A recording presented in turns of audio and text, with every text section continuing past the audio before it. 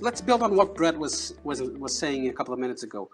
The idea of the VUCA world, volatile, uncertain, complex, ambiguous. Well, we have two ways of looking at it. You can see the glass half empty, or the glass half full.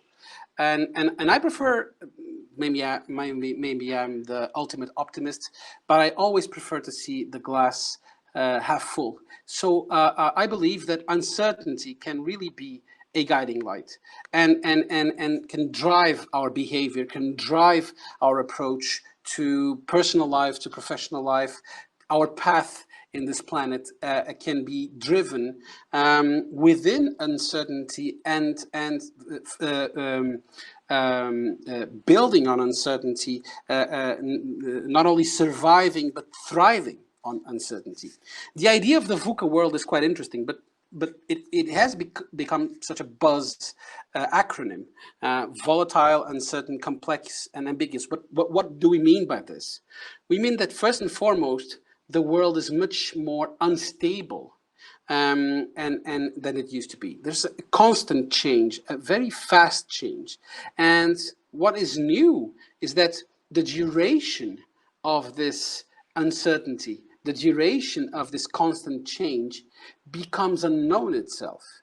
And you cannot, limit the periods in time. They overlap. Here in Portugal, we just remember when we were bankrupt 5 years ago, and then suddenly we became an economic miracle, and now we are in the pandemics with a decrease of 16% in our GDP in the last quarter, and in 5 years. So this instability, this constant change, this fast change, and the unknown duration is a strong characteristic. And what do we tend to do? We tend to look at the past, and we tend to look and search in the past the solutions and the predictions that can help us with the future. Well, guess what? It's not that helpful anymore, because actually, what we're driving now in new roads that weren't built a couple years, 10 years, 20 years, 100 years ago. So we're trying to navigate through these new roads, these new avenues, with the maps that we know, with the previous maps. So imagine if you insert your destination in your GPS device, in your Google Maps or Waze, and what they will do is that they will use the roads that they know, either by mapping them out, by photographing, by building on collective and crowd knowledge like Waze. The problem is that many of those roads are not there anymore, and new roads have been built that are not yet mapped on Google Maps or Waze. So we need new maps. We need to understand this brave, admirable, scary new world. I love a book from Tim O'Reilly called WTF, What's the Future? And Tim O'Reilly, who is an editor and publisher from Silicon Valley, founder and owner of the O'Reilly Media Corporation, he describes himself as a cartographer, because what he has been trying to do is really to map these new roads, to map these new avenues. And this is kind of what we need to do, because if we just rely on the GPS that brought us here, we will not navigate into the future. And that is an uncertainty that we are not equipped to deal with. It is complex because there are many interconnected variables. There are many parts, many intertwined events, technologies, etc., that really turn this world, like we say here in Portugal, a small p. Why? Because, well, a small event in a market in a city that most of us here in Western Europe hadn't even heard about, in China, well, it started what we know and where we are today, this pandemics. So this complexity is very well demonstrated during the time we're living in at this moment. And this ambiguity that we need to learn to deal with. Larry Leifer, professor from Stanford University, and I would say the founding father of design thinking, mentions that the most important skill we need to develop is to learn how to dance with ambiguity. Ambiguity means that we need to understand that the unknown is actually really unknown. There are new unknown unknowns, and this instability really is a characteristic, is a pattern, is a trend that we are seeing. And we all think that this VUCA thing is a transition process. It's a movement, a migration from one generation to the other, or from one economic development model to the other, or one social development model to the other. But guess what? I think it's not. I think this is the new normal. I think this is what we will have to deal from now on, forever in our lives. And actually, it's not new. If you think of how it has been hard in Western European countries like Portugal for young graduate people to find jobs, the idea that we don't get jobs for life anymore. Actually, we don't even complain about that, because we don't, millennials and centennials, they don't want jobs for life. We want to, build our careers and jump from one place to another, from one job to another, from one family to another. We marry and get divorced, and then we don't marry anymore, or we marry again. So we are pretty much equipped to deal with uncertainty. And actually, we have been thrived even with uncertainty. Uncertainty can really be a guiding light. But there are some things that are changing, and we need to understand that. And of course, digital is super accelerating everything that we know, everything we have taken for granted. The order is really changing, and what's new, this idea of fourth industrial revolution, or call it what you want, what's really new comparing to the three previous industrial revolutions is the speed, the pace, that it happens. You can understand this in with multiple indicators.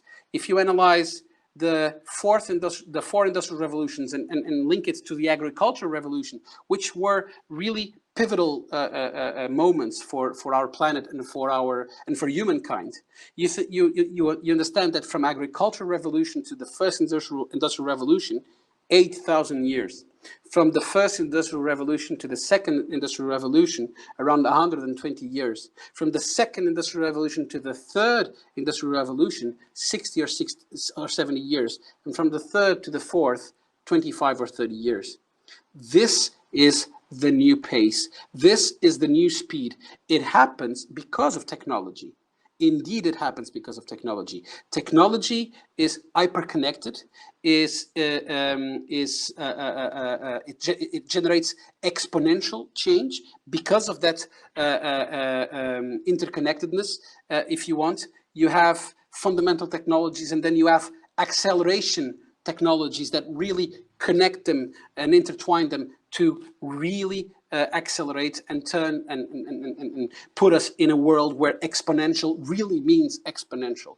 And think of the evolution from the first iPhone in 2007 to the iPhone we have today, or the smartphone we have today. Think of the evolution of the size of the first IBM computer that was installed in NASA to the size of the smartphone you have in your pocket, and understand that the smartphone that you have in your pocket has exponential times, or is exponential times more faster, with more storage, etc., and smarter. So this is really a new order that really is marked by speed, and we need to deal with that. And the problem is that we have been looking at this fourth industrial revolution and this digital transformation from the machine point of view.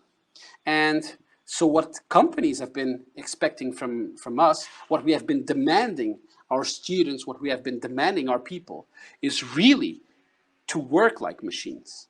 You learn in process. You need to be perfect. You need to be accurate. You need to be as fast as the machine. And And this is not possible. This is really not possible. When we try really to push people to become some sort of superhumans that can work as fast, as better, or as I put it here with the Daft Punk quote, as harder, better, faster, and stronger as machines. This is a mistake, because we will always lose. And it's not even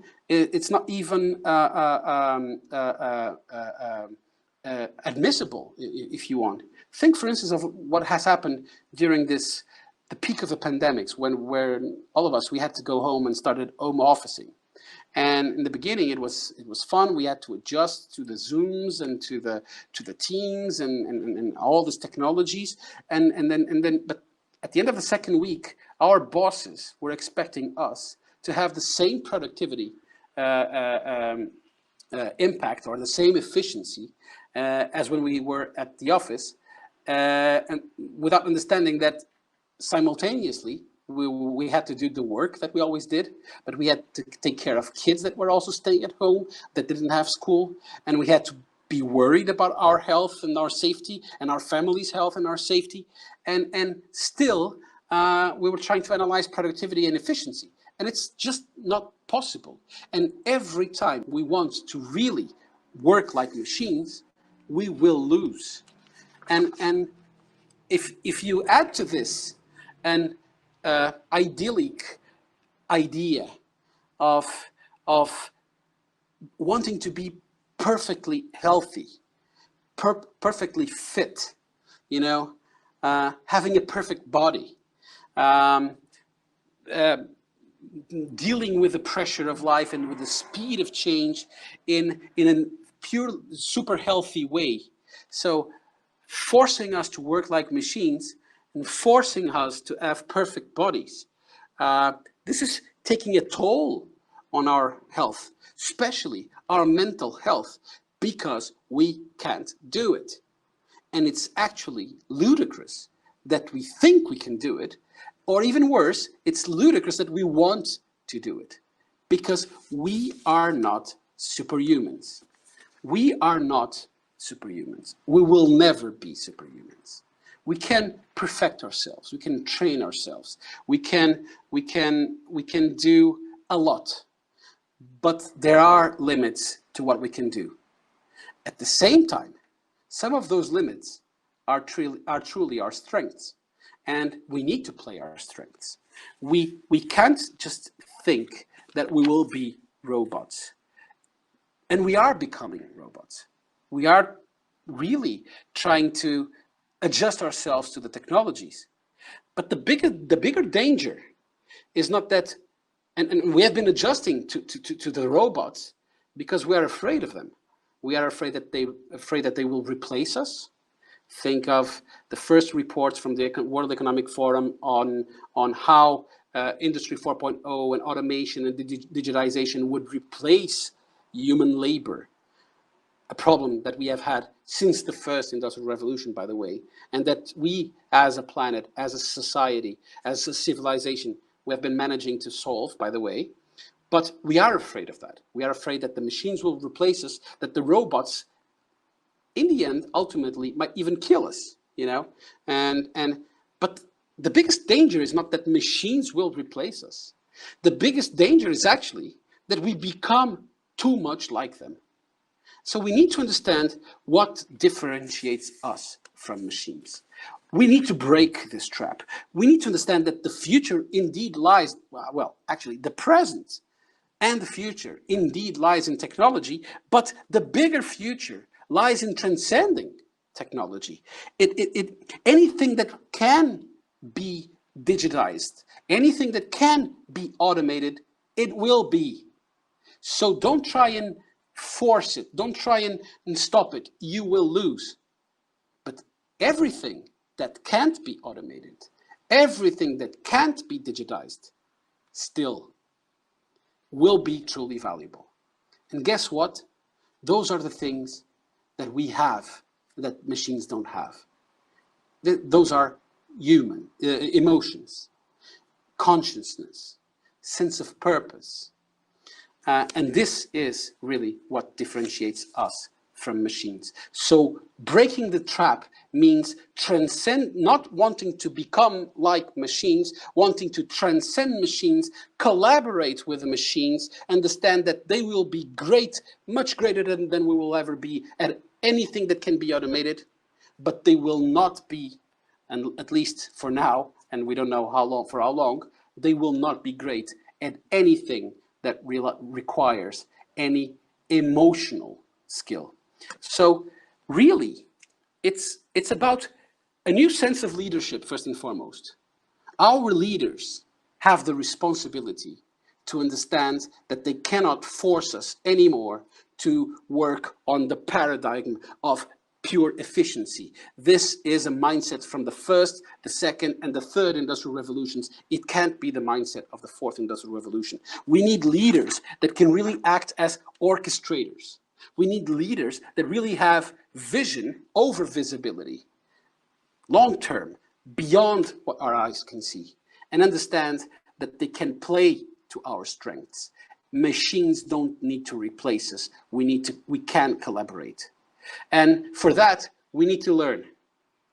We need to learn. We need to learn throughout our life. We cannot stop learning.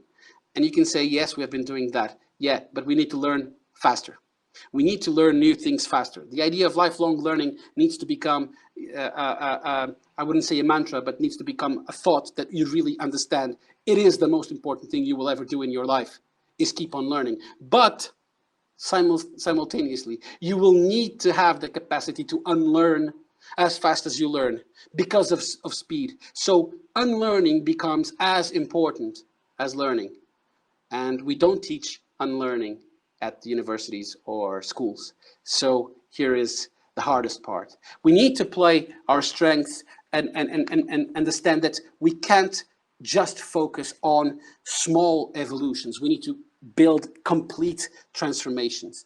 In the equation, in the expression, the buzzwords, digital transformation that you have been hearing throughout the last 5 years, the most important word is transformation. It's not digital. Digital are machines, they will do it, but transformations is something that are led by people, and we can really lead these transformations. We need to play to our emotions. What can be automated will be. Artificial intelligence, we will never be able to compete with it. But artificial intelligence needs and requires emotional intelligence. And machines don't have emotional intelligence. We do. We need to combine, not fight artificial intelligence with emotional intelligence. No, it's really to combine both and play to that. Emotions can't yet be digitized, so it is our differentiator. That's how we will not be replaced by machines. We need to rely on a couple of other human traits. Trust. We have been doing that, and there are great examples. We need to trust each other. And if you look at all indicators of trust, how we trust the government, how we trust media, how we trust religion, how we trust organizations like corporates, or even NGOs, you will understand that those trust indicators have been constantly dropping, dramatically dropping. Damn, we don't even trust the Red Cross. There's a survey that says that we don't trust the Red Cross. So you might think that we are trusting less and less. And trust is we have an issue with trust these days because of all the events and the complexity and so on. My point is exactly the opposite. We haven't trusted each other as much as we have been trusting now in the history of humankind. Think, for instance, on things that have changed our lives. Let's think of Airbnb or Uber.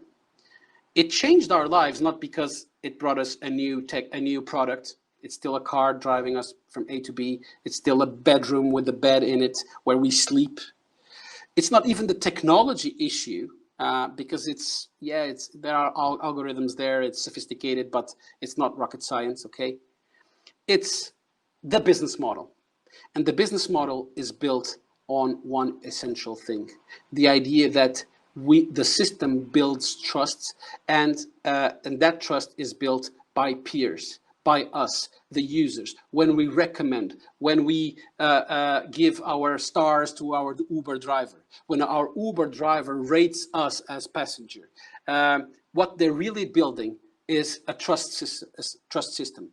What it is true that we are not trusting institutions, but we are trusting each other. There's a disintermediation phenomenon happening, and technology has been leveraging that. If you think on anything like Uber, you trust that your driver is not a serial killer because we as users, we rate the Uber driver to generate that trust. Or Tinder, or whatever. Even on currency, blockchain as a technology is kind of a translation of an idea of disintermediated trust. We need to generate trust, but not in centralized institutions. So if you take blockchain and apply it to currency, bitcoins, etc., you understand that even for currency, and for money, we don't want to trust central banks. We don't even want to trust corporates like Visa, PayPal, or MasterCard. We want to trust each other.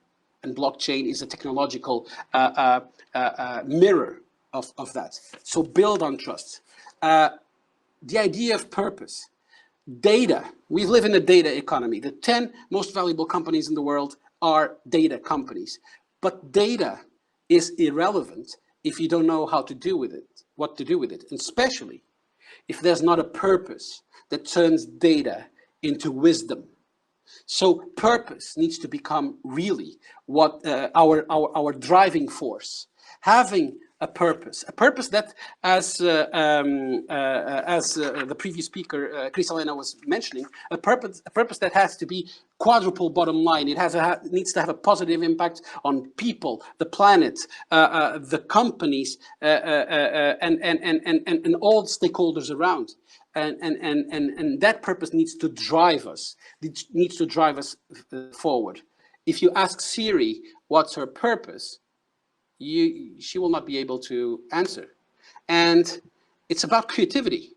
It's about, understanding that we cannot be machines of productivity and efficiency as we were taught to be because of the first, second, and third industrial revolutions. We need to combine the sense of efficiency and productivity with creativity. The definition that I use of innovation to my students in the MBAs, and the idea, we focus innovation on companies. So innovation for a company needs to be the way we can ensure the current viability of the company, that is efficiency and productivity, but simultaneously, in a passionate, relentless way, we dream the future viability of the company. And that's what leads to sustainability of businesses. And there are great examples of how you can combine your engine of efficiency, as you were taught in all your school years and university and business schools like mine. Combine that engine of efficiency with the engine of creativity. Use both halves of the brain simultaneously.